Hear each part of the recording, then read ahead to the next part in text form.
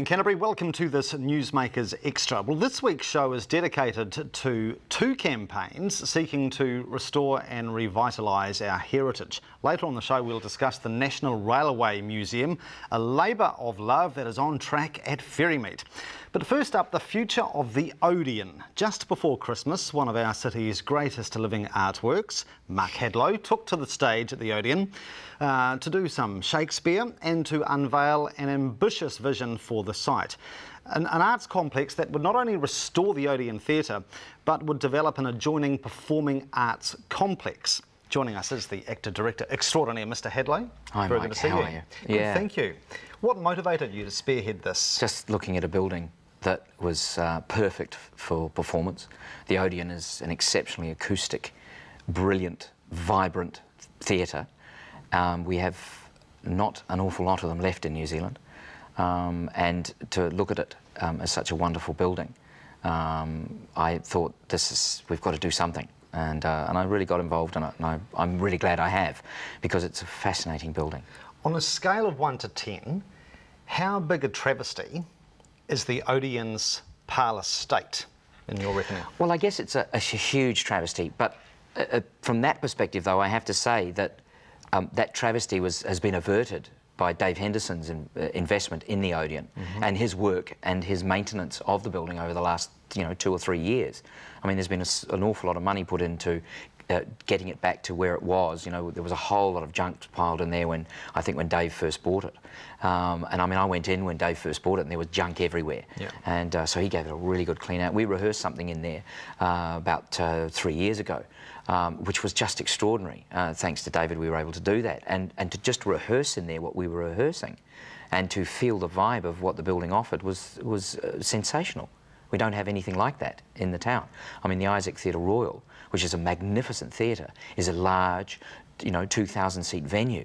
This is a 700-seat venue that is absolutely perfect for so many different smaller theatrical, cultural, musical, singing, dancing, whatever. Performances, let alone what it could be used for conferences and other facilities like that. Obviously, people will be aware that there is a mortgagee sale process underway at the moment, and the decision on the tenders is pending. Are you concerned that the Wreckers Ball could be on the horizon? Well, it's an A1 listing, so from that perspective, I guess not. Right. But the way it is left at the moment, from the perspective of and I don't know the political machinations of who owns it and who doesn't and what they're trying to do, it's getting, I think, pretty desperate for the building, to be honest. So something needs to be resolved, I guess, from that perspective. I mean, if I win lotto in the weekend and it was $12 million, I would certainly want to invest that somewhere, and I can imagine investing it in the Odeon. But once again, it is not my building. It doesn't belong to me. What we need to find out is how we can resolve this to preserve this extraordinary theatre. There have obviously been a range of potential buyers in recent years size it up, and they seem to have been scared off by the high restoration costs. Are they prohibitive? I guess they are, if you think about it from the perspective of what it would actually cost and what do you get out of it. But what is prohibitive and what is heritage? Do we want a building that's 126 years old and one of the last of its kind in the country? And do we actually want to keep it? I mean, I guess that's a question that Christchurch, as in the people, need to ask themselves. Do we need heritage buildings like this? I mean, the Occidental's the same situation. I mean, have you been past the Occidental lately? I try not to. It's an absolute travesty. I cannot believe what it's come to. And it's not a political decision. It's not any one particular person. I mean, we have so many philanthropists who regularly come out and support and give money. I mean, look what Lady Isaac did for the Isaac Theatre Royal, for goodness sake. But it's actually up to Christchurch. I think I would love to see red thermometers in all our buildings, and people say, oh yeah, I'd like to put some money into that.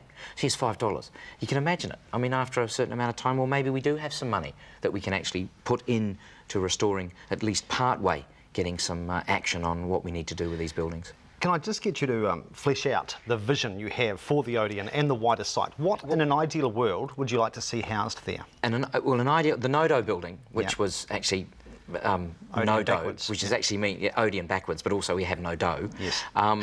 The concept was, yes, the Odeon preserved and maintained as it is, as its heritage listing, and made back in and renovated back into its original condition. Yeah. But then the building that was, I sort of had a vision to build beside it, was a sort of like 5 to 7 story building with 2 wings that housed all the arts organisations with purpose-built rehearsal rooms in the basement. So that I don't know, and I don't know any decisions, but the CSO, you know, Showbiz, all these organisations that wanted rooms that could actually have these as their permanent homes. I mean, the Court Theatre, I don't know where the court's going over the next 3 or 4, 5 years. Do they know? Well, you know, and that has nothing to do with me. Sure. I don't want to make any political assumptions as to what their decisions are, and I don't want to affect decisions from people's appraisal of what the court needs to do or what they don't need to do. But there could certainly be a purpose-built, you know, 500-seat venue built on the back of this no-do building for the Court Theatre. So, I mean, there's that. There's all the arts, the Creative New Zealand, the, you know, Christchurch Arts Festival. I mean, there's a great chance of putting all the arts organisations into one area means that then everyone's playing off the same page. We know what everyone's doing. So we've got all the arts organisations working together. Maybe there's a way of saving money there as well.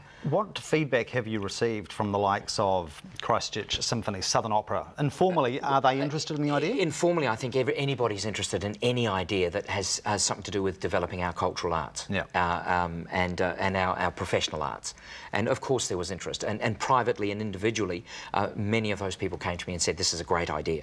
Many of people stopped me in the street and said, this is a fantastic idea. It's a fantastic idea, it's a fantastic vision, yeah. but it takes money. The building is not cheap, and nor is the restoration or the maintenance and the earthquake-proofing of the Odeon. The coverage in the press recently has cited the figure of $60 million for the entire complex. Is that right? Is that for the no-do building? Yeah. Yeah, for the building was about 66 million. That's working off a very rough floor scale of what it was costing per square foot.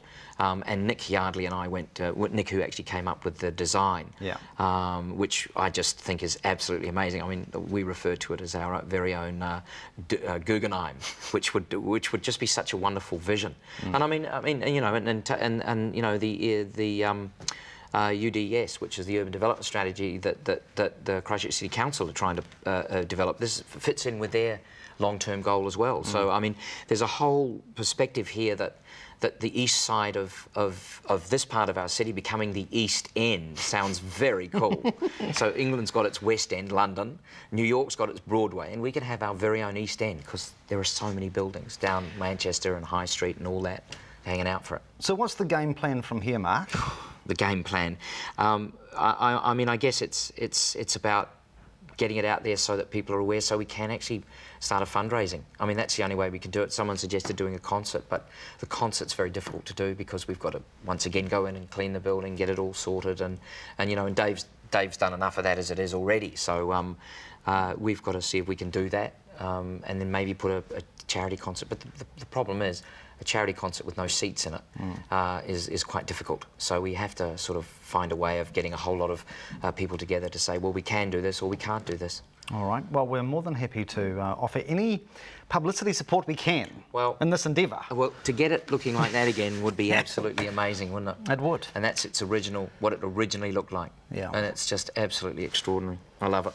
We will watch progress with a lot of interest and all the very best. Thanks, Mike. Go the passion. Appreciate it. Yeah. Mr. Hadlow, very shortly we are going to change tracks, literally, and we'll take you on a little mission to the big plan underway in Ferrymead, the National Railway Museum. Do stay with us.